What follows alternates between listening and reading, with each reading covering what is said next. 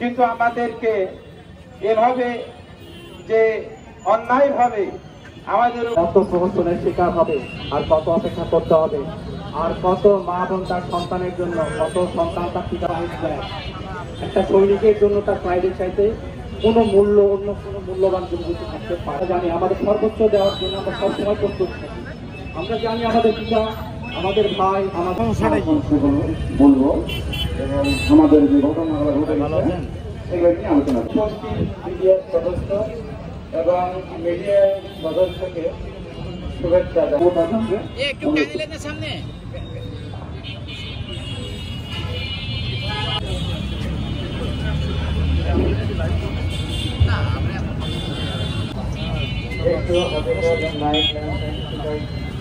এবং আমাদের পরিবার আমাদের সেই আহ্বান, আমাদের বেশি কিছু বলার এখানে সময় নাই, আমাদের অল্প কিছু মূল্যবান দেওয়ার জন্য অনুরোধ করছি।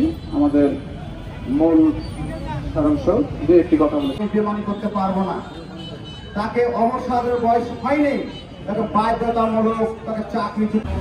এটা বিদ্রোহ বলেছিল, কিন্তু এটা বিদ্রোহ না, এটা একটা আমাদের বাচ্চাকে ভালো একটা প্রতিষ্ঠানে পড়াশোনা করতে পারি না, সকল পজিশনে আছে। আমি মনে করি যে আমার আরো 10টা ভাই আমার চেয়ে বেশি একটা ফোন করার একটা পরিকল্পনা এবং একটা বাংলাদেশের রোড ম্যাপ করার। আমরা এখানে উপস্থিত হয়েছি আমাদের ন্যায্য অধিকার আদায়ের জন্য। আমরা 15 বছর যে নিপীড়ন, যে নির্যাতনের শিকার হয়েছি, সেই নিপীড়ন নির্যাতন থেকে আমরা উদ্ধার হতে চাই। বর্তমান এখন যে উপদেষ্টা বা কেয়ারটেকার সরকার বলা যায়, তাদের কাছে আহ্বান করব, প্রয়োজনে অনুরোধ করব যে আপনারা আর কত প্রমাণ পেলে এই বিচারটা করবেন। আমাদের হাজার পার হয়ে গেছে প্রমাণে। আমাদের সেনাবাহিনী যারা শহীদ হয়েছেন অফিসারগুলো, তাদের পরিবার বলেছে যে এটা বিদ্রোহ না, পরিকল্পিত হত্যাকাণ্ড। এবং আরেকজন মেজরের কথা আমি বলবো,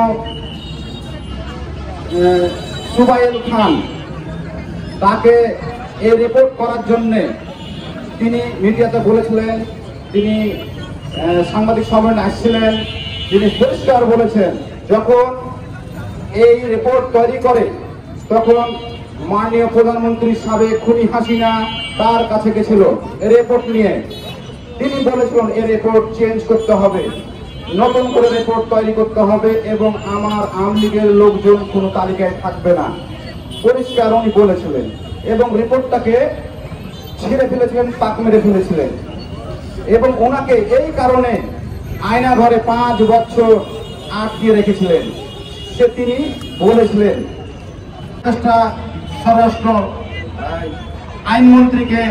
আইনকে বলতে চাই যে এগুলা আপনারা দেখেন, বিবেচনা করেন, আমাদের বিদ্যার পরিবারগুলোকে আপনারা নির্যাতন করবেন না। এখন সময় হচ্ছে, আপনারা বলছেন দেশের জন্য সংস্কার করছি, যদি আমরা এই বিচার যদি না পাই তাহলে বাংলাদেশের জন্য কি সংস্কার করলেন? আপনাদের কাছে প্রশ্ন আমার।